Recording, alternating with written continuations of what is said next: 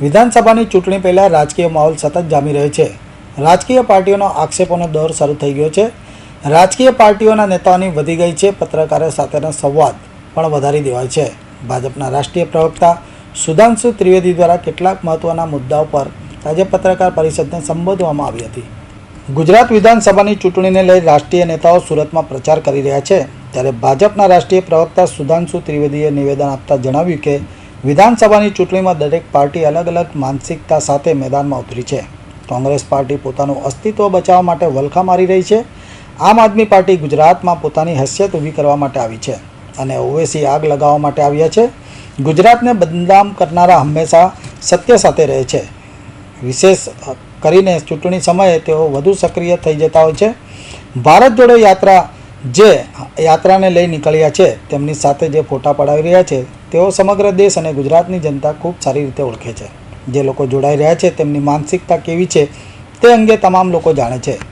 જે લોકો ગુજરાતની પ્રજાને પાણી ન મળે તેના માટે આંદોલન કરી શકતા હોય તે પણ આંતરરાષ્ટ્રીય સ્તર સુધી તેમની માનसिकता गुजरातने लोगों વધુ કોણ જાણી શકે। पहली बात तो मैं स्पष्ट कर दूं, कई बार लोगों को ध्यान नहीं रहता है लफ्ज जिहाद शब्द सबसे पहले कहां से आया। ये कोई बीजेपी या संघ परिवार ने नहीं दिया, ये केरल के कम्युनिस्ट पार्टी के मुख्यमंत्री वीएस अच्युतानंदन जी ने सबसे पहले शब्द प्रयोग किया। और किस आधार पर प्रयोग किया गया? 1995 के बाद केरल की एसटीएफ ने 5000 केसेस की स्टडी की, जिसमें उन्होंने ये पाया कि ये सहज और स्वाभाविक प्रेम के मामले नहीं है, बल्कि योजनाबद्ध ढंग से, केरल एसटीएफ की रिपोर्ट है कि मिडिल क्लास और अपर मिडिल क्लास की हिंदू और क्रिश्चियन लड़कियों को टारगेट किया जा रहा है। और वो रिपोर्ट केरल के हाई कोर्ट में सबमिट हुई और उसके आधार के ऊपर मुख्यमंत्री ने बात बोला था। तो पहली बात तो ये स्पष्ट हो जानी चाहिए। और उसके बाद कांग्रेस की भी सरकार रही, उन्होंने कभी इसका विरोध नहीं किया। दुर्भाग्य की बात यह है कि आज के समय में यदि कोई प्रेम के मामले में इस प्रकार का दुरुपयोग करता है तो जानते कहां से आती है बात? वो अंग्रेजी में कहावत सुने ना मित्रों। गुजरात में चुनाव की प्रक्रिया अब उत्तरोत्तर आगे बढ़ रही है। प्रथम चरण के वोटिंग का समय निकट आ रहा है और हमारे अनेक कार्यकर्ताओं और नेताओं का द्वितीय चरण का सघन जनसंपर्क और रैली और जनसभाओं का कार्यक्रम 22 तारीख से चल रहा है। और उसी सिलसिले में मैं आज यहां सूरत में आया हूं। गुजरात में जो परिवर्तन का दौर शुरू हुआ 1995 के बाद से एक बदलाव आया और पूरे देश ने गुजरात के उस मॉडल को देखा और सराहा। परंतु जब हम यहां सूरत की धरती पर आकर विचार करते हैं तो एक बहुत बड़ा संदेश ये धरती देती है कि अगर लंबे समय तक किसी पार्टी को किसी स्थान पर सत्ता संचालन का अवसर मिले तो किस प्रकार का परिवर्तन आ सकता है, उसका उदाहरण सूरत है।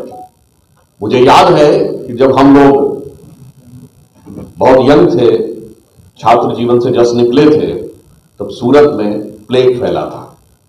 ऐसी विकट परिस्थिति थी।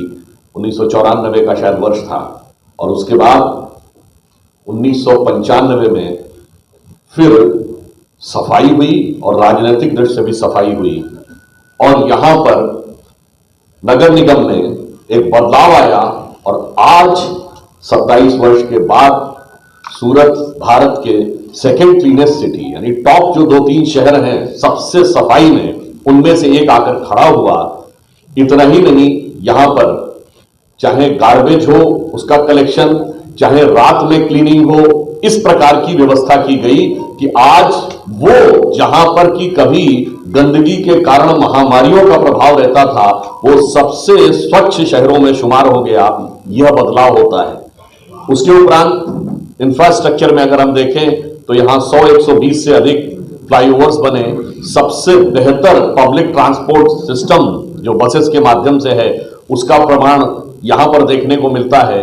फिर यदि जल प्रबंधन के मामले में गुजरात लगातार 3 वर्षों से भारत में सर्वोच्च स्थिति में है, परंतु जल प्रबंधन के मामले में सूरत में बहुत शानदार काम हुआ और इतना ही नहीं कि वर्तमान समय की व्यवस्था को ठीक किया है, आने वाले वर्षों के लिए भी यह व्यवस्था सुनिश्चित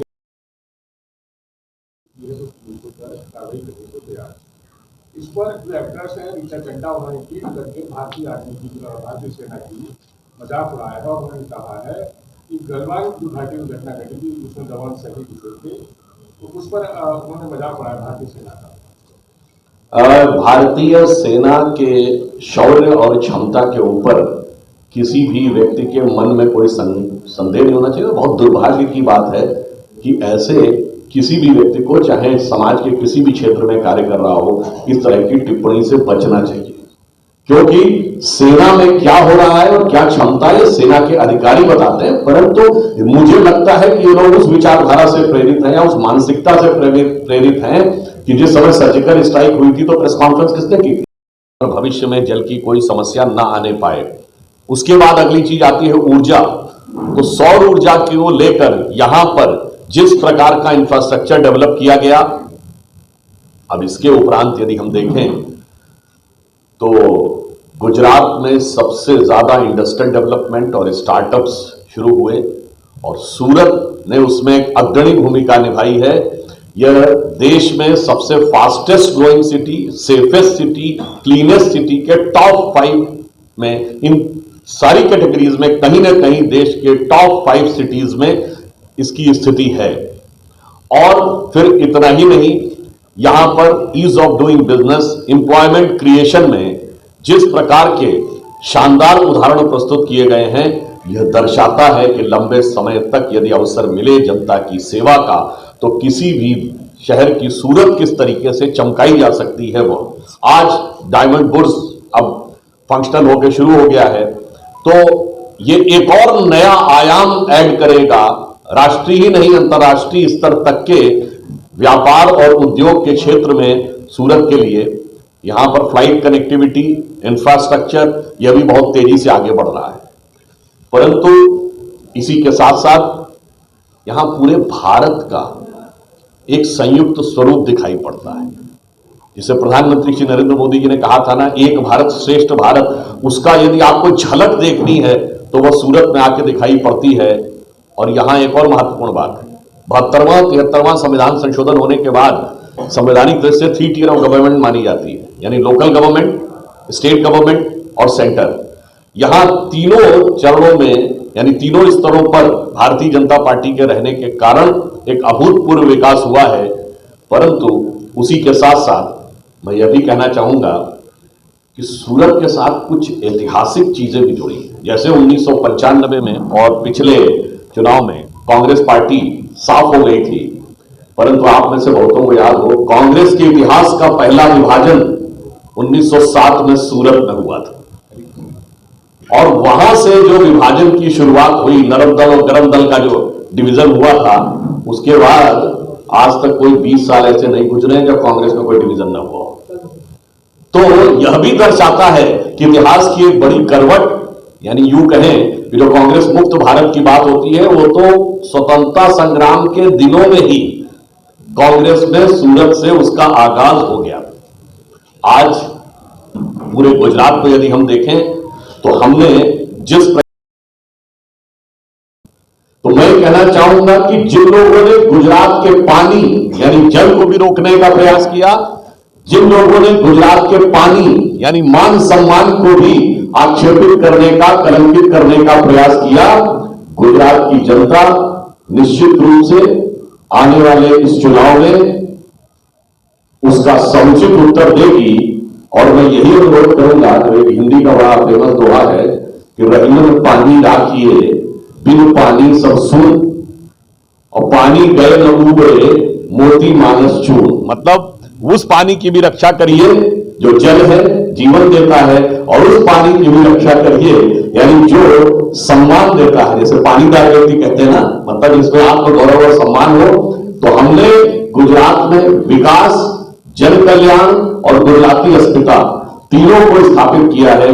और दूसरी तरफ वो लोग हैं जो तथाकथित भारत जोड़ो यात्रा में भारत से जुड़ाव कम, और गुजरात के साथ जुड़ाव अधिक दिखाते हुए फिर रहे हैं और ऐसे लोगों के साथ कंधे से कंधा मिलाकर चल रहे हैं जिन्होंने गुजरात के लिए सदैव अवमानना रखी है और प्रधानमंत्री जी के लिए भी किसी भी प्रकार के अपशब्दों का प्रयोग करने से नहीं चूक रहे हैं, परंतु गुजरात की जनता और यह सूरत का नया मॉडल, मतलब मैं कहना चाहूंगा गुजरात का मॉडल ये भारत में एक मॉडल की तरह था, एग्जाम्पल या उदाहरण की तरह था, उसी तरह सूरत का मॉडल गुजरात के लिए उदाहरण की तरह है।